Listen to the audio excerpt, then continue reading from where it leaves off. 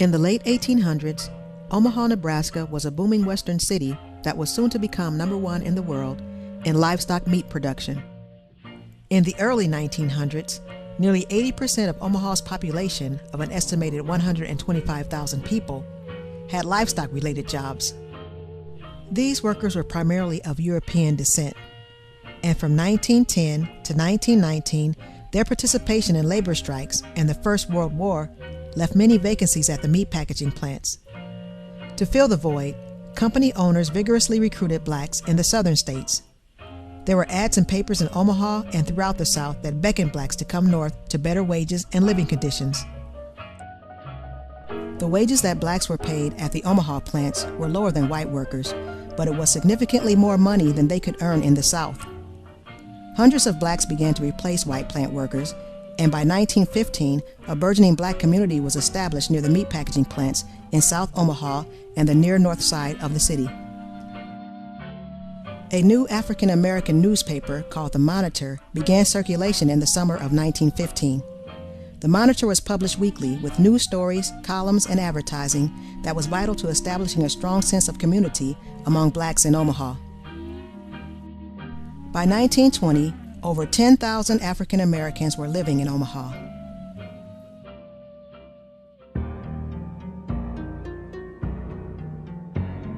Because of the rapid growth in the African American population and employment situations at the meat packaging plants, racial tension began to build in Omaha. This tension culminated in the summer of 1919, when one plant worker in particular met a horrible fate. This was the period of red hot summer. This was the period whereby that what it is, you'd already had riots in St. Louis, other places, and now you're having them in Omaha. What happened was they had a woman say that she had been molested or had been sexually abused by a black man, and that's all that needed to be said. On September 25, 1919, Agnes Lobeck identified 40-year-old Will Brown as the man who attacked her. Brown was then arrested and taken to the Douglas County Courthouse. Before Brown was even identified, a civic storm was already brewing in Omaha due to a series of inflammatory stories published in the Omaha Bee and struggles for political power between racketeer Thomas Dennison and Omaha's mayor Edward Smith.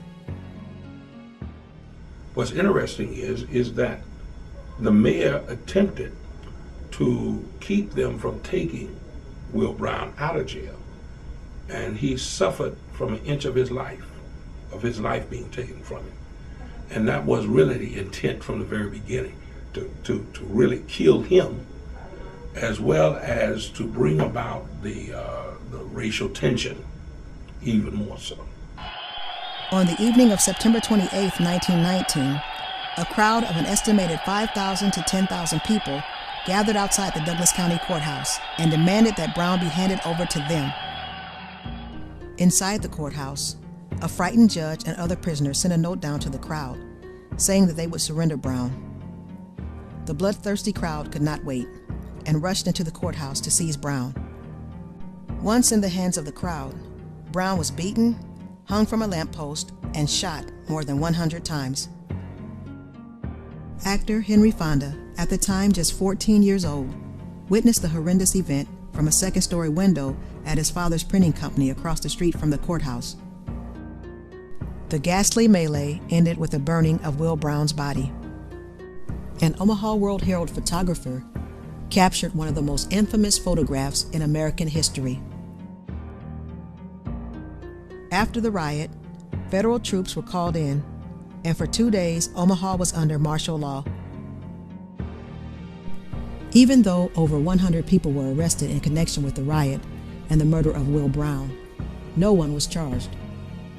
For Omaha's black community, an editorial picture published in the Monitor spoke volumes.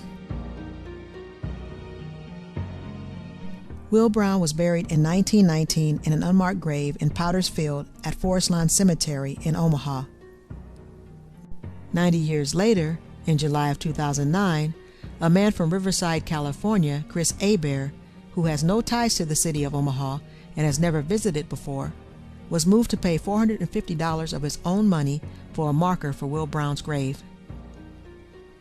Hebert said that he watched a special on actor Henry Fonda, which mentioned the riot and how it affected his life and his acting career.